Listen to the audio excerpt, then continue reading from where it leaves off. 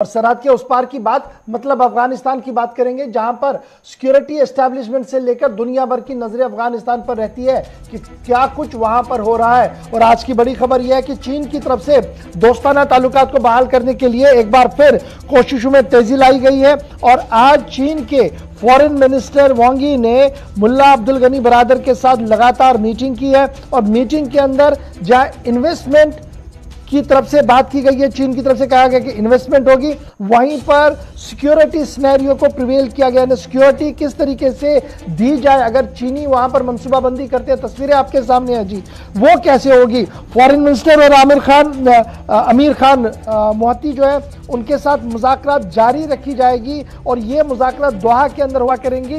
इस पर भी दोनों मुल्कों की तरफ से इत्तेफाक जो है वो किया गया। रहमत मेरे साथ है। रहमत, बहुत इंपॉर्टेंट है जी जब हम तालिबान की बात करते हैं, जहां एक तरफ से चीन फोरफ्रंट पर है और लगातार मीटिंग्स कर रहा है। क्या मैं ये मानूं कि चीन 2 कदम आगे बढ़कर तालिबान को कहीं ना कहीं एंडोर्स कर रहा है और उनकी एग्जिस्टेंस को तस्लीम कर रहा है और कर चुका है, नंबर 1। और जिस तरीके से इमरान खान सऊदी अरबिया में बैठकर चीनी सदर के साथ बात कर रहे हैं और मामला सीपैक का नहीं बल्कि अफगानिस्तान का डिस्कस कर रहे हैं, तो क्या मैं ये मानूं कि खलीजी मुल्क भी अब कहीं ना कहीं आहिस्ता आहिस्ता करके ही सही लेकिन अफगानिस्तान की ओर तवज्जो मरकूज कर रहे हैं। जी बिल्कुल, खलीजी मुल्क के साथ साथ यूरोपियन ममालिक भी इसी जानिब रुख करता हुआ दिखाई दे रहा है। चूँकि तालिबान को मानने के अलावा दुनिया के पास अब दूसरा कोई ऑप्शन है भी नहीं, कि ऐसा ऑप्शन है भी नहीं, चाहे वो नेटो के पास हो, यूरोपियन यूनियन के पास हो या फिर अमेरिका के पास हो, कि वो तालिबान को फिर से अफगानिस्तान से फिलहाल आने वाले दिनों में या इन दिनों निकाल सके। इसलिए तालिबान ही अब फिलहाल अफगानिस्तान है, इसलिए दुनिया के सामने। और चीन चूँकि बहुत ही पड़ोस में है, इसलिए बहुत करीब से जानता है, समझता है कि आने वाले दिनों में तालिबान के साथ सबसे पहले अगर हमारे रिश्ते गहरे नहीं हुए तो अमेरिका हो, पाकिस्तान हो, हिंदुस्तान हो या दूसरे ममालिक बाजी ले जाएंगे। यही वजह है कि चीन पहले दिन से ही अनऑफिशियल वो तमाम ऑफिशियल काम कर रहे हैं जो नहीं करने चाहिए थे, जो आलमी बिरादरी में दिगर ममालिक जो नहीं कर रहे हैं वो चीन करता हुआ दिखाई दे रहा है। अब तक की आलमी बिरादरी को हमने देखा कि वो बहुत ही पीछे पीछे हैं, टाल मटोल कर रहे हैं या फिर वेट एंड वॉच की पॉलिसी इख्तियार की हुई है। चीन खामोशी के साथ अनऑफिशियल वे में तमाम वो ऑफिशियल काम किया जा रहा है जो एक मुल्क को दूसरे मुल्क के साथ करता रहा।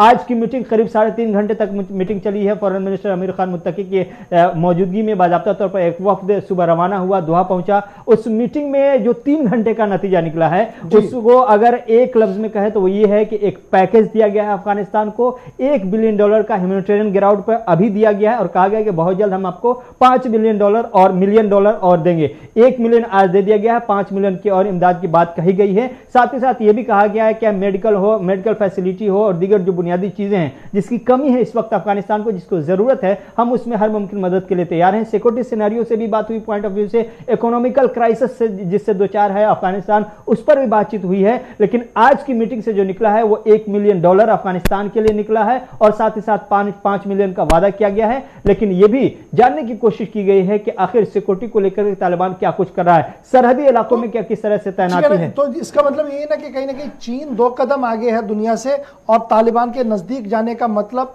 उनका अपना मंसूबा भी है जो वो आगे बढ़ाना चाहते हैं सीपैक को लेकर। जी बिल्कुल, अफगानिस्तान और पाकिस्तान दोनों को चीन की एक कोशिश है कि वो अपने कंट्रोल में रखें, सीपैक के सहारे इन दोनों को यूज करें। इन दोनों का जाहिर तौर बात है कि इन दोनों का भी कुछ ना कुछ फायदा होगा, लेकिन ज्यादा फायदा सीपैक में चीन का है। इसीलिए अफगानिस्तान को भी बहुत जल्द ये दे दी जाएगी या ऐलान कर दिया जाएगा कि सीपैक में अफगानिस्तान को यहाँ पर ऐसा देखा जाएगा जिस तरीके से चीन की एक पॉलिसी रही है कि जनाब कर्जे दो, एस्टैब्लिशमेंट को बहुत पैसा दो और बाद में वो छोटे मुल्क जो होते हैं वो कर्जे में डूब जाते हैं, पैसा नहीं वापस करते हैं और ऑटोमेटिकली पूरा मामला चीन के हाथ में चला जाता है। बहुत सारे मुल्क हमारे सामने, अफगान क्या उसी रास्ते पर तो नहीं है। करीब करीब वही तस्वीर है। जिस तरह से पाकिस्तान को कंट्रोल किया है, जिस तरह से पाकिस्तान को अपने कर्ज तले दबा करके रखा, अपने इशारे पर नचा रहा है, वही कोशिश इसकी अफगानिस्तान में भी होगी। यही वजह है कि पहले दिन से एक मुल्क जब दूसरे मुल्क से कोई इस तरह का प्रोग्राम करता है जिसे हम ऑफिशियल कहते हैं, हमने पहला लफ्ज जो इस्तेमाल किया अनऑफिशियल वे में, वो ऑफिशियल काम कर रहे हैं, तो ये तमाम कोशिशें हो रही हैं जिसको ऑफिशियल वे में होना चाहिए था। लेकिन चूंकि आलमी बिरादरी ने मूड नहीं बनाया अभी ऑफिशियली तौर पर कबूल करने का, एक्सेप्ट करने का, इसलिए चीन भी फूंक फूंक पर कदम जरूर रख रहा है दुनिया को दिखाने के लिए। लेकिन अंदरूनी खाना पर आज जबकि एक मीटिंग होती है वजारत खारजा की सतह पर, तो अपने आप में ये सारी तस्वीर साफ हो जाती है कि चीन वो सब कुछ कर रहा है, दुनिया से 2 कदम आगे जाकर के अफगानिस्तान में खुद को डोमिनेट करने की कोशिश कर रहा है। बहुत बहुत शुक्रिया जी रहमत हमारे साथ ज्वाइन करने के लिए। अफगानिस्तान की सूरत हाल आपके